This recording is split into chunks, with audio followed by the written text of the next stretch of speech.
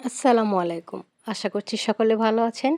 আজকে আমি আপনাদের তৈরি করে দেখাবো মসুরের ডাল দিয়ে ঝরঝরে ভুনা খিচুড়ি তৈরি করার রেসিপি। খিচুড়ি আমরা কম বেশি সকলেই রান্না করতে পারি। তবে নতুন রাঁধুনিদের জন্য একদম পারফেক্ট ঝরঝরে ভুনা খিচুড়ি রান্না করা একটু ডিফিকাল্টি বটে।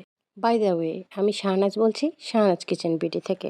দেরি না করে চলুন তাহলে ভিডিওটি দেখে আসি। এজন্য একটি প্যানে 3 টেবিল চামচ পরিমাণ সয়াবিন তেল দিয়ে দেব।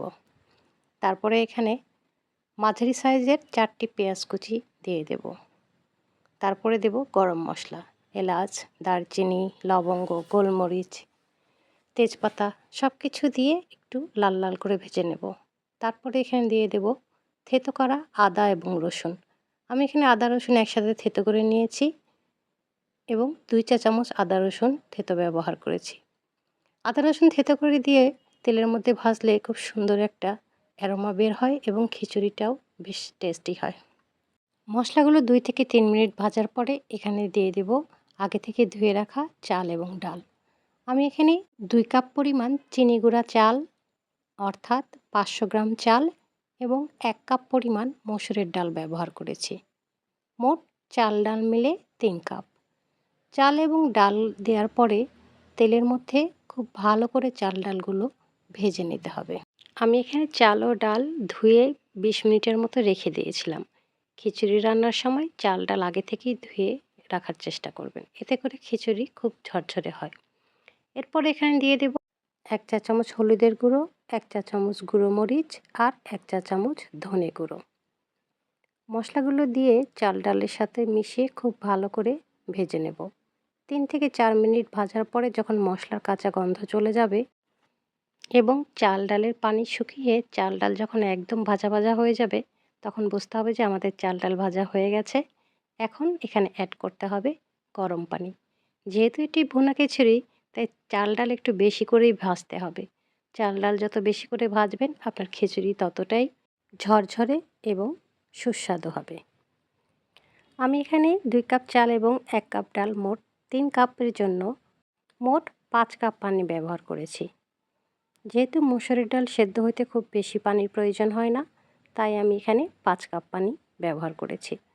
খিচুড়ি রান্নার সময় অবশ্যই গরম পানি ব্যবহার করার চেষ্টা করবেন। গরম পানি ব্যবহার করে খিচুড়ি রান্না করলে খিচুড়ি সুন্দর ঝরঝরে হয়। এ পর্যায়ে এখানে দিয়ে দেব ফালি করে রাখা 8 থেকে 10টি কাঁচামরিচ। সব কিছু ভালো করে নেড়েচেড়ে তারপরে চুলার হিট মিডিয়ামে রেখে ঢাকনা দিয়ে ঢেকে 7 থেকে 8 মিনিটের মতো রান্না করে নেব। 7 থেকে 8 মিনিট পরে যখন চালগুলো ফুটে উঠবে, তখন আলতো করে আবার একটু নাড়াচাড়া করে দেব, যাতে করে খিচুড়িগুলো তলে লেগে না যায়। এ পর্যায়ে একটু লবণ চেক করে নেব। লবণ যদি কম হয় তাহলে প্রয়োজন মতো লবণ দিয়ে নেবেন। লবণ দেওয়ার পরে আবারও একটু হালকা হাতে খিচুড়িগুলো নাড়াচাড়া করে ঢাকনা দিয়ে ঢেকে 4 থেকে 5 মিনিটের মতো রান্না করব। এ পর্যায়ে চুলার হিট মিডিয়াম থেকে লোর দিকে থাকবে। 4 থেকে 5 মিনিট পরে খিচুড়ির পানি যখন একদম শুকিয়ে আসবে, তখন ওপরে 5 থেকে 6টি আস্ত কাঁচামরিচ দিয়ে দেব আর দিয়ে দেব 2 চা চামচ ঘি। এই ঘি দিলে খিচুড়িতে খুব সুন্দর একটা ফ্লেভার আসে। বাড়িতে যদি ঘি না থাকে তাহলে এটি স্কিপ করে যেতে পারেন, তবুও স্বাদের কোনো কমতি হবে না। এ পর্যায়ে দমে দেওয়ার পালা।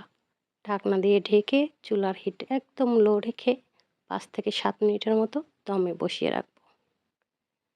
তারপরে আবারও হালকা হাতে নাড়াচাড়া করে নিচেরগুলো ওপরে এবং ওপরের খিচুড়িগুলো নিচের দিকে দিয়ে দেব। এভাবে নাড়াচাড়া করে না দিলে দেখা যাবে যে ভেতরেরগুলো সিদ্ধ হয়ে যায়, কিন্তু ওপরের চালগুলো কাঁচাই থেকে যায়। এই জন্য খুব ভালো করে নাড়াচাড়া করে দিতে হবে। তলের চালগুলো ওপরে এবং ওপরের চালগুলো যাতে নিচে যায় সেদিকে খেয়াল রাখতে হবে। তারপরে খিচুড়ির ওপরের দিকটা ভালো করে সিল করে দেব।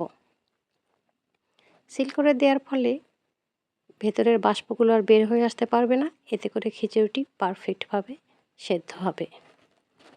চুলার জাল নিভিয়ে এভাবে আরও 4 থেকে 5 মিনিট চুলার উপরে খিচুড়িটি বসিয়ে রাখব। 4 থেকে 5 মিনিট পরে যখন খিচুড়িটি মোটামুটি ঠান্ডা হয়ে আসবে তখন আলতো করে খিচুড়িটি নাড়াচাড়া করে দেব। খিচুড়ি নাড়াচাড়া করে এর গরম বাতাসগুলো বের করে দিতে হবে। ফলে খিচুড়ি যখন ঠান্ডা হবে তখন খিচুড়িগুলো একদম পারফেক্টভাবে ঝরঝরে হবে। এ পর্যায়ে যদি খিচুড়ি গরম বাতাসগুলো বের করে না দিয়ে রেখে দেই তাহলে ঠান্ডা হলে খিচুড়িগুলো দলা পেকে যাবে আর ঝরঝরে হতে যাবে না। দেখুন কত সহজেই তৈরি করে ফেললাম মসুরের ডাল দিয়ে ঝরঝরে ভুনা খিচুড়ি। দেখেই বুঝতে পারছেন আমার খিচুড়িটি কতটা ঝরঝরে হয়েছে।